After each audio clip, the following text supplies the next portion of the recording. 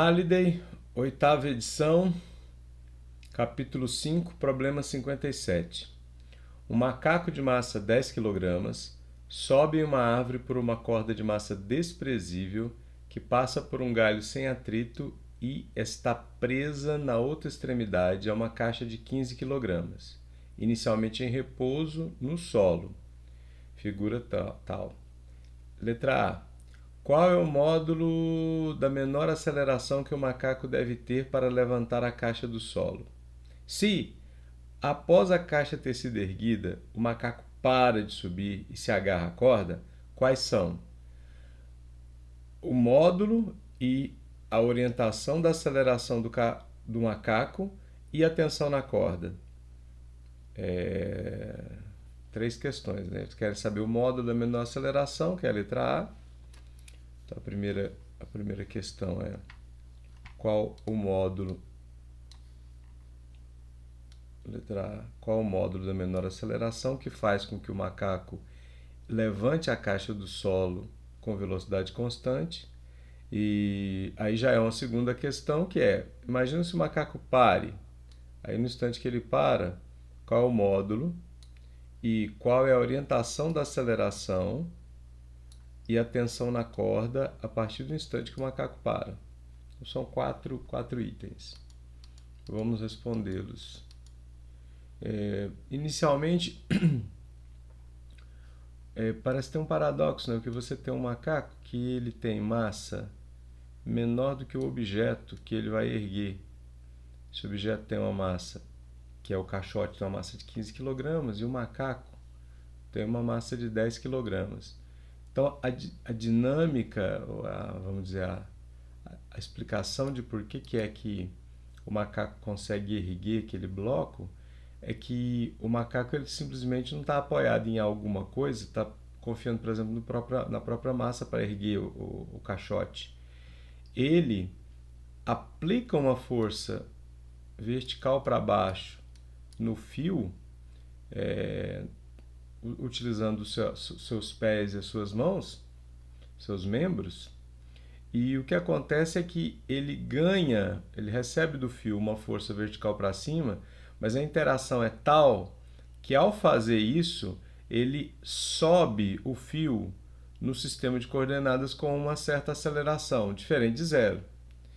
E no fato dele acelerar verticalmente para cima, significa que a interação do macaco com o fio é tal que leva ele a ter uma força resultante verticalmente para cima. E essa força resultante acelera o fio é transmitida para o bloco de tal forma que o bloco recebe uma força vertical para cima que equilibra a sua força vertical para baixo, que é a força de atração gravitacional, de tal forma que ele pode ser erguido do solo. A razão de haver do macaco ser capaz de executar esse tipo de movimento é porque ele sobe com aceleração e o bloco sobe com uma aceleração nula, ou seja, com velocidade constante. Se fosse exigido que o bloco também acelerasse, a aceleração do macaco teria que ser proporcionalmente maior. Então, eles não podem ter a mesma aceleração, senão é impossível o macaco subir esse bloco. Essa é a razão, né? Qual é o sistema de coordenadas que a gente vai usar? A gente vai usar um muito simples, que é um no qual a gente tem o eixo y vertical apontado para cima. Aqui a gente já decide qual é o sistema de coordenadas.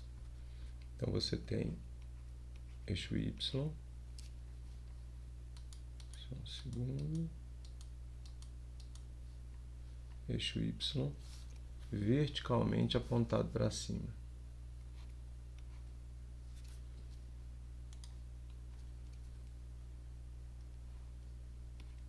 Pronto. E vamos analisar quais são as forças que agem sobre o macaco. Então, o macaco, vou desenhar ele aqui.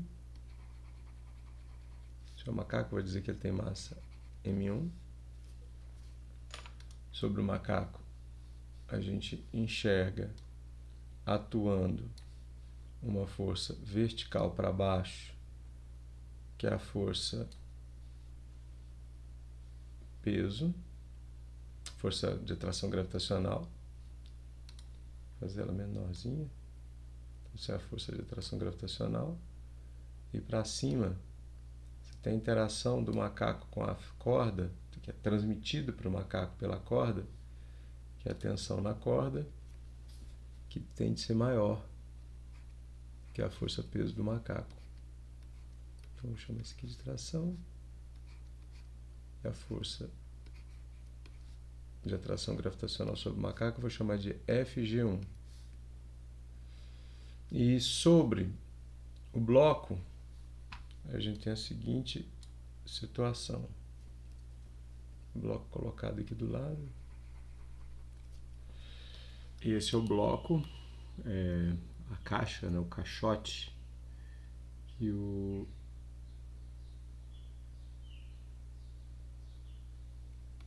macaco vai erguer. Vamos chamar de M2. Sob ele, a gente tem atuando uma força vertical para cima,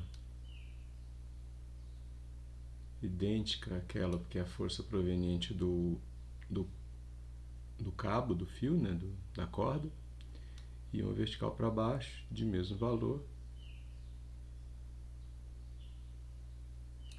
que vai ser a força de atração gravitacional da Terra sobre o caixote, sobre a caixa. Aqui você tem a caixa. Tração T. Mais uma vez, a gente usa o mesmo símbolo, mas são forças distintas. Perfeito. Nessa circunstância, a nosso referencial aqui é teórico, é que a gente vai usar a segunda lei de Newton, pois a segunda lei de Newton nos assevera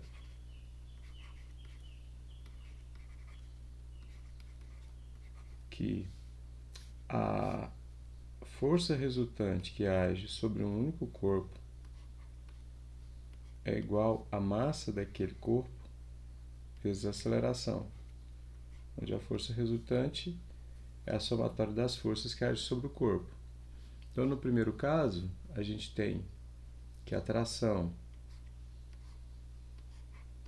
somado a FG1, isso é igual a massa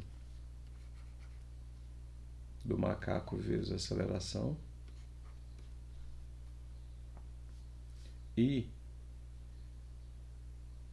separa o corpo 1, né? E para o corpo 2,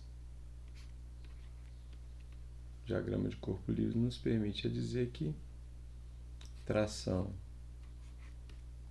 mais FG2 é igual a zero. Por quê? Porque esse objeto aqui sobe com velocidade constante. O bloco vai subir com velocidade constante. Então a gente tem a seguinte situação para o bloco 1. Bloco 1 não, para o macaco, né?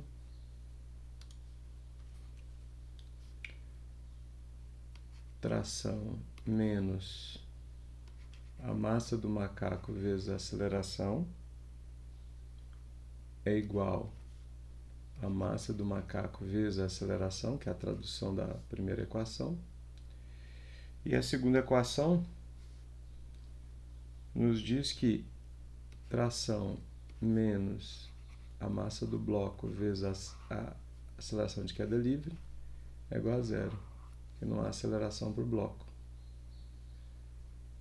Nessa circunstância da equação de baixo, chamemos uma equação de 1 e outra de 2. Essa equação vai ser chamada de 1 romano, e essa 2 romano.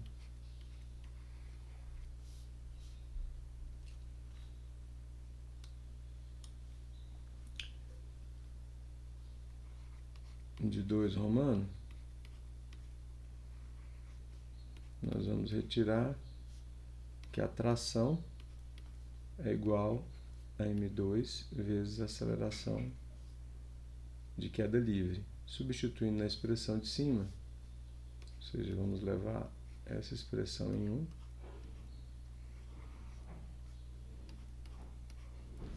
E vai ficar claro para a gente que m2 vezes a aceleração de queda livre menos m1 vezes a aceleração de queda livre é igual a massa do macaco vezes a aceleração que o macaco tem, o sistema de coordenadas. Então, a aceleração que o macaco tem no sistema de coordenadas é igual a m2 menos m1 vezes a aceleração de queda livre, isso dividido pela massa do macaco. Em outras palavras, essa aceleração é igual a 15 menos 10 sobre 10 vezes 9,8. Ou seja, metade de 9,8, 4,9 metros por segundo ao quadrado.